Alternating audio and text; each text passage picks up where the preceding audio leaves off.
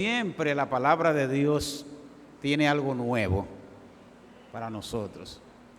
Y sobre el pasaje que vamos a compartir, tiene mucha pertinencia para nosotros en este tiempo. Deuteronomio capítulo 6, los versos del 1 al 9. Vamos a leer los versos del 1 al 9. Deuteronomio capítulo 6, versos del 1 al 9.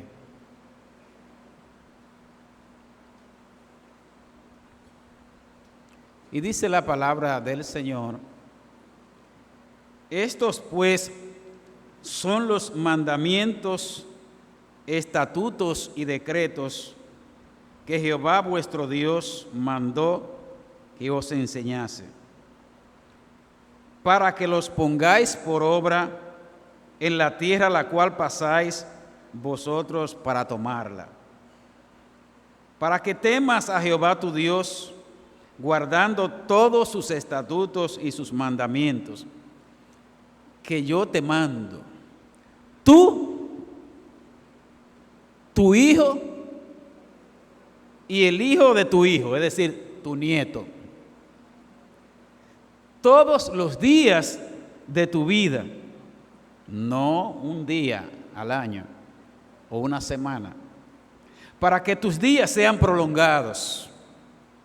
Oye pues, oh Israel, y cuida de ponerlos por obra, para que te vaya bien en la tierra que fluye leche y miel, y os multipliquéis como te ha dicho Jehová, el Dios de tus padres. Oye Israel, oye Avenida México, oye hermano, oye padre, oye madre, oye familia. Jehová nuestro Dios, Jehová uno es. Y amarás a Jehová tu Dios de todo tu corazón y de toda tu alma y con todas tus fuerzas. Y estas palabras que yo te mando hoy estarán sobre tu corazón. Y las repetirás a tus hijos y hablarás de ellas estando en tu casa y andando por el camino y al acostarte y cuando te levantes. Y las atarás como una señal en tu mano y estarán como frontales entre tus ojos. Y las escribirás en los postes de tu casa y en tus puertas. Bueno, pasando al Nuevo Testamento, al capítulo 5 del libro de Efesios, capítulo 6 del libro de Efesios, leemos los versos del 1 al 4. Efesios capítulo 6, versos del 1 al 4. Hijos, obedeced en el Señor a vuestros padres, porque esto es justo. Honra a tu padre y a tu madre, que es el primer mandamiento con promesa, para que te vaya bien y seas de larga vida sobre la tierra. Y vosotros padres, hay para todo, para los hijos y para los padres. Y vosotros padres, no provoquéis a ira a vuestros hijos, sino criadlos en disciplina y amonestación del Señor. Oremos. Oh Dios, aquí está tu palabra, que es una lámpara para nuestros pies y una lumbrera para nuestro camino, que es y debe ser siempre guía para nuestra vida cristiana, norma de fe y de conducta para el pueblo de Dios. Señor, queremos que tú nos hables una vez más, que tú nos muestres en tu palabra lo que debamos aprender en el día de hoy, comenzando conmigo mismo.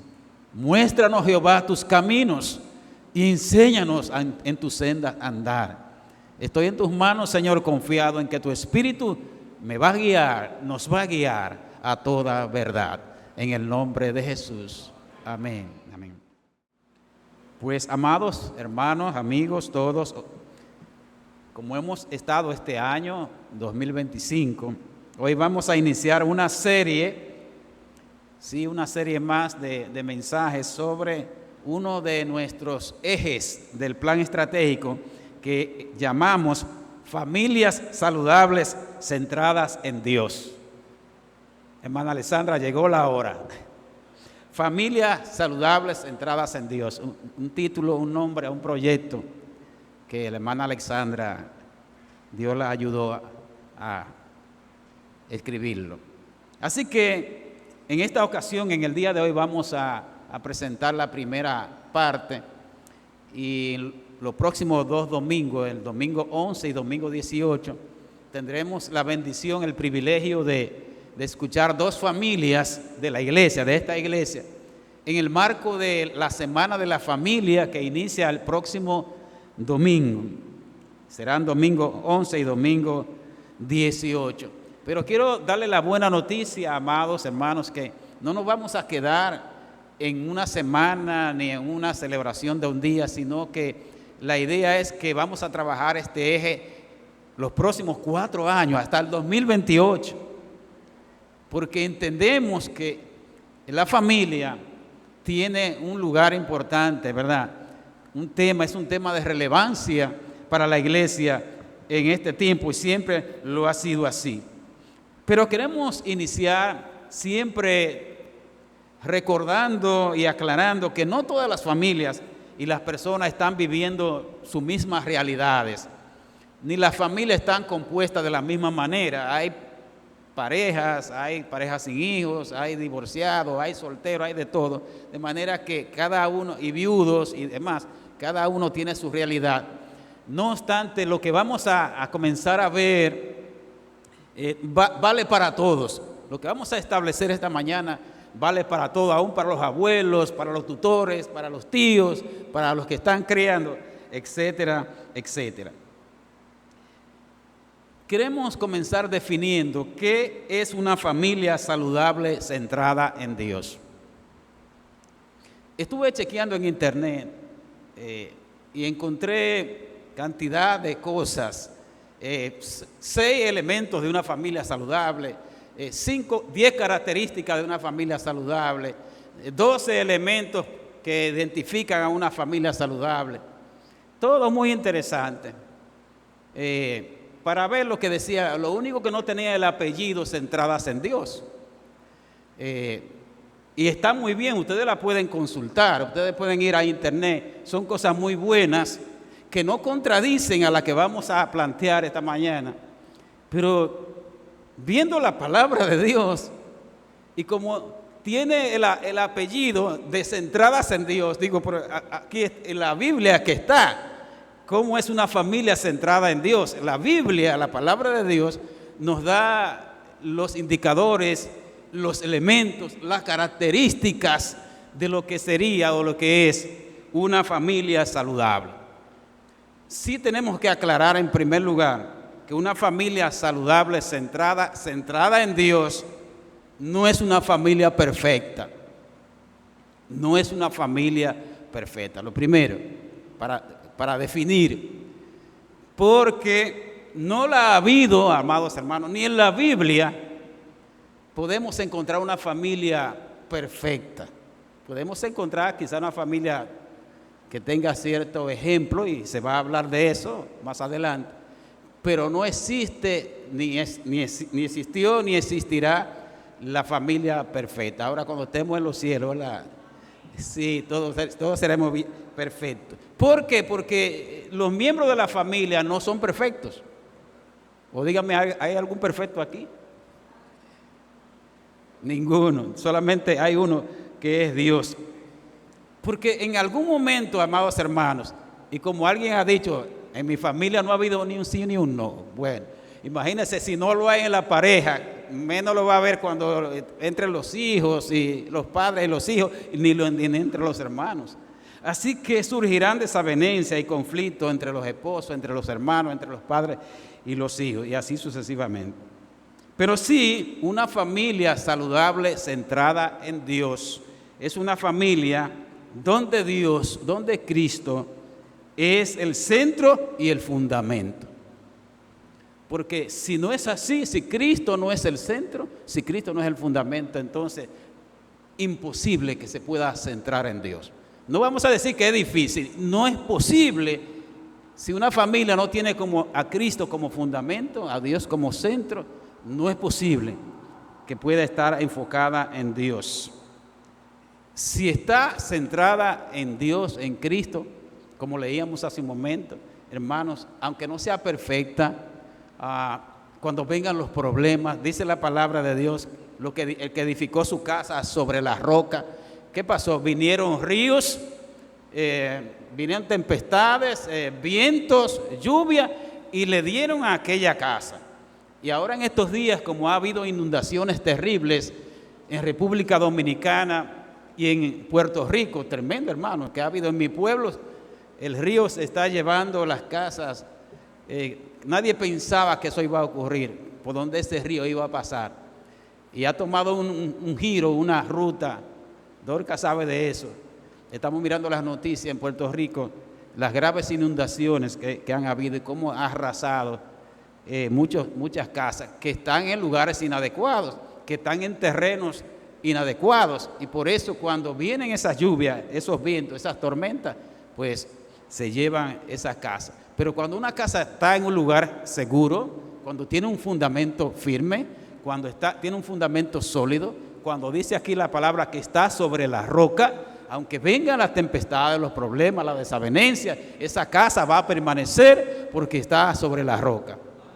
Esa roca representa a Cristo sobre todas las cosas y la palabra de Dios. En segundo lugar, una familia saludable centrada en Dios, según la palabra. Los padres aman al único Dios verdadero, con todo su corazón, no que lo aman así, con ese amor platónico, ese amor superficial. Aquí dice la palabra, ¿cómo es que debemos amar a Dios?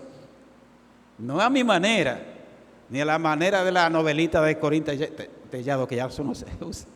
No, con todo su corazón, con todo alma, con toda mente y con toda tu fuerza. Son obedientes a Dios y enseñan a sus hijos a amar y obedecer a Dios, y lo hacen de una manera permanente, de una manera sabia.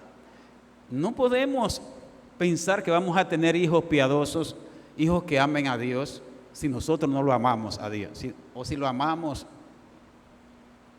así a medias. Tiene que ser a la manera de Dios.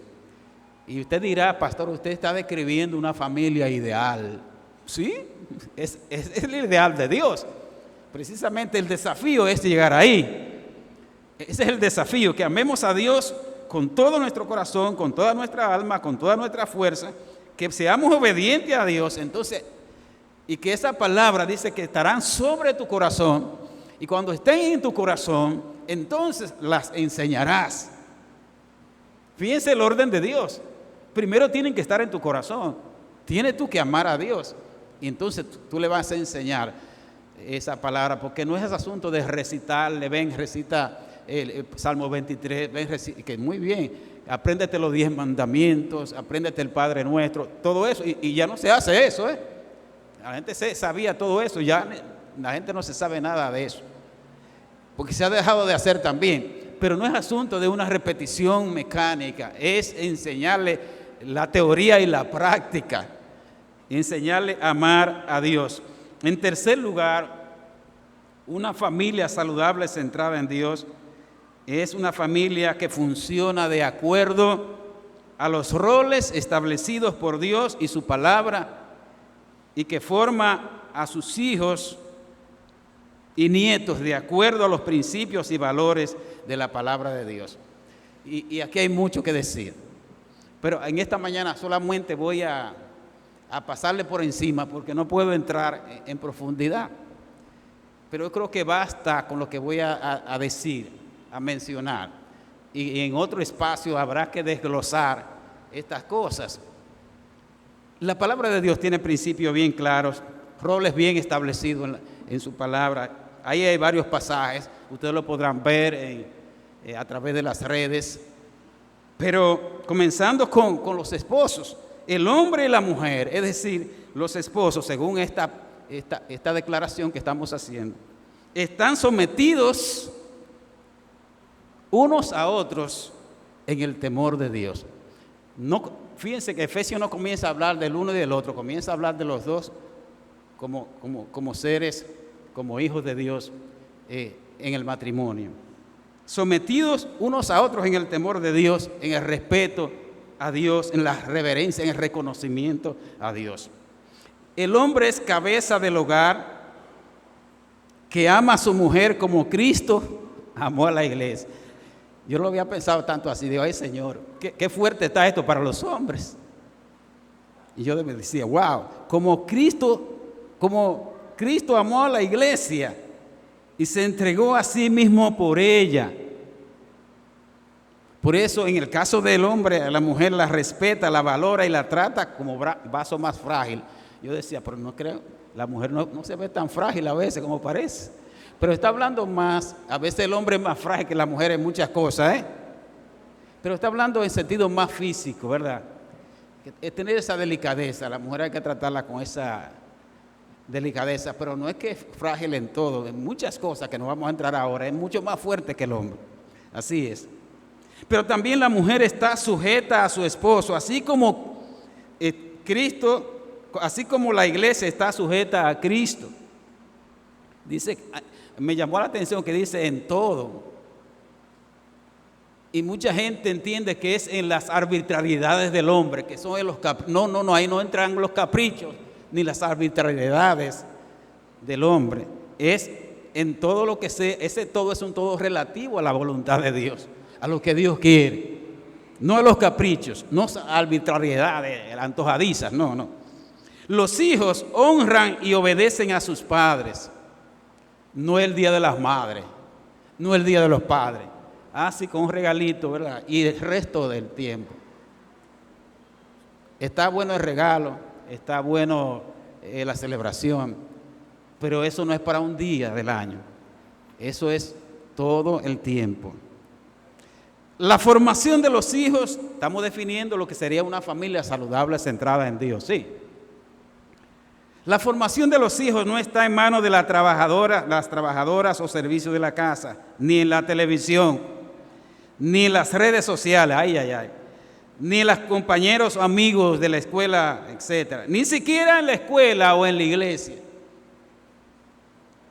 Cada uno juega un rol, la escuela, la iglesia, pero el papel principal, fundamental, lo tienen los padres, que deben criar a sus hijos en disciplina, dice la palabra, y amonestación del Señor, sin provocarlos a ira o exasperarlos. Cada una de estas cosas que estamos mencionando, habría que desglosarla, triturarla para explicarla, para aterrizarla, pero indudablemente cada una de ellas merecería un mensaje. ¿Qué significa criar a tus hijos en disciplina y amonestación del Señor? Eso hay que trabajarlo. ¿Qué significa no exasperarlo a los hijos? Pues sí, porque queremos de una manera enseñar a los hijos mal enseñados, entonces que lo que hacemos es lo contrario de lo que estamos buscando, porque lo provocamos a ira, porque nos manejamos de manera inadecuada. Pudiéramos decir muchas cosas. La Biblia es bien equilibrada, bien clara, para que no nos vayamos a los extremos, para que no nos aprovechemos de la nobleza del otro, como diría la comedia. Entonces, todo esto va a implicar que en el hogar, en la familia, hay reglas, hay normas y hay límites. Es importante esto. Y hay límites. Y se aplica la disciplina correctiva cuando se requiere. Eso de dejar hacer y eso de que cada quien hace lo que le parece, eso de que ahora no se puede corregir o llamar a la atención o darle la famosa pela o vara, todo eso son inventos. Y pudiéramos, como decía, cada una de estas cosas discutirla y desglosarla. Pero si están en la palabra de Dios, habla tanto de esto y de cómo hacerlo, porque dice, críalo, disciplínalo, pero no lo provoques a ira. Entonces hay que saber cómo hacer cada una de estas cosas sin dejar de hacer lo otro, como diría Jesús en el Evangelio. Y hay Proverbios habla bastante de eso. Solamente voy a señalar Y esto la hermana Yulisa lo ha mencionado varias veces en diferentes intervenciones, lo que pasó con un hombre de Dios, ¿sí? Un hombre que tenía sus debilidades. Me refiero al sacerdote Elí, capítulo 1 del primer libro de Samuel, capítulo 1, 2, 3, que tenía sus debilidades, hasta tuvo sus debilidades llamando ebria a Ana, que estaba orando por un hijo, y la confundió, pensaba que estaba borracha, etc. Pero también cometió una falta muy grave, y fue que dejó a sus hijos sueltos. Y ellos dicen que eran hombres, oigan, sacerdotes también, eran hombres perversos e impíos. Los hijos de sacerdotes. Ay, Señor, líbranos, ¿verdad? Y pasa muchas veces que hijos de sacerdotes o de pastores, bueno, de sacerdotes no tanto, sino de pastores, ¿no? Sale, porque hay descuido muchas veces. ¿Sabe por qué? Porque sus hijos hacían muchas cosas, él no se lo estorbaba, lo dejaba suelto. Y por supuesto, como no le puso disciplina, no le puso límites, ahí yo ni siquiera voy a decir lo que dice la palabra de Dios, búsquenlo ustedes ahí, las cosas que hacían estos hijos de Elí. Seguimos, comunicación asertiva y efectiva. Y estaba buscando, y digo, pero encontré esta definición de qué es una comunicación asertiva. Es una forma de comunicación en que se expresa en forma directa, clara, respetuosa, los pensamientos, sentimientos y necesidades sin agredir a los demás. Implica resolver conflictos de manera constructiva. Esto suena muy bonito, pero ¿saben qué? La palabra de Dios tiene base para decirnos cómo. Yo le voy a leer ahora cómo se hace eso. ¿Qué hacer y qué no hacer? ¿Cómo funciona una comunicación asertiva? Ahora le voy a leer lo que dice Efesios capítulo 4, versículo del 29 al 32. Aquí está la clave. Dice, ninguna palabra corrompida salga de vuestra boca. Y hemos hablado de esto. Sino la que sea buena para la necesaria edificación, a fin de dar gracia a los oyentes, no maltratar con lo que hablamos, aunque se hable de manera directa, clara, precisa, sin ocultar, sin medias verdades. Ni no contristéis al Espíritu Santo de Dios, con el cual fuisteis sellados para el día de la redención. Quítense de vosotros toda amargura, porque ahí es que viene el problema. No hay comunicación asertiva si hay amargura, enojo, ira, gritería, maledicencia y toda malicia. Pero sí debe haber esto, antes sed benignos unos con otros. Uno piensa que eso es para la iglesia, y lo es, pero eso debe funcionar primero en la casa, sí, en la familia. Sean benignos unos con otros, misericordiosos, perdónense unos a otros, así como Dios también los perdonó a ustedes en Cristo. Pudieran haber más, voy a decir la última de este punto: amor, respeto y perdón para una familia saludable centrada en Dios. Y Colosenses lo dice así. Colosenses capítulo 3 dice, vestíos, versículo 2, pues como escogidos de Dios, santos y amados, de entrañable misericordia, de benignidad, de humildad, de mansedumbre y de paciencia, soportándose unos a otros. Pensamos que es con los hermanos de la iglesia, pero a veces dentro de la familia ahí. Si alguno tuviera queja contra otro, que hay quejas en la familia, de la manera que Cristo os perdonó, así hacedlo también vosotros. Y sobre todas estas cosas, vestíos de amor, que es el vínculo perfecto. Ahí está. Ahora yo quiero en este punto final, que es hablarles de algunos retos y desafíos que tiene la familia de hoy, la saludable y la que no es saludable. Pero no solamente la familia, sino las personas, los hijos de Dios. Voy a hacer rápidamente esto y después entonces vamos a concluir con algunas respuestas que debemos dar a esos retos y desafíos. En primer lugar, definitivamente que cada generación de personas y de familias, especialmente los cristianos, tienen sus propios retos y sus propios desafíos. Alguien puede decir, este tiempo es malo, difícil, más complicado que nunca. Pero a la generación pasada también tuvo sus desafíos y cómo los enfrentó. Y la que viene pudiera ser todavía más complicada. Pero definitivamente hay una lista de cosas que voy a mencionar que son muy propias de este tiempo, de esta posmodernidad, de esta globalización, que ustedes ya conocen. La primera es el hedonismo, esa exaltación del placer, ese querer huir del dolor, eso es que nada más emoción, esta generación tan emocional y que todo quiere nada más sentirse bien y no coger lucha, ni sacrificio, ni dolor y huirle y rechazar todo aquello. Eso realmente no es lo que la palabra de Dios plantea. El libertinaje. No es lo mismo libertad que libertinaje. La inversión de valores. A lo bueno se le llama malo y a lo malo se le llama bueno. Este relativismo, y hemos hablado de esto en otras ocasiones, de ver todo relativo, que nada es absoluto, que la verdad depende de quién, desde el punto de vista, la óptica por la cual tú la mires. Cada quien tiene su propia verdad. Estamos en la era de la posverdad.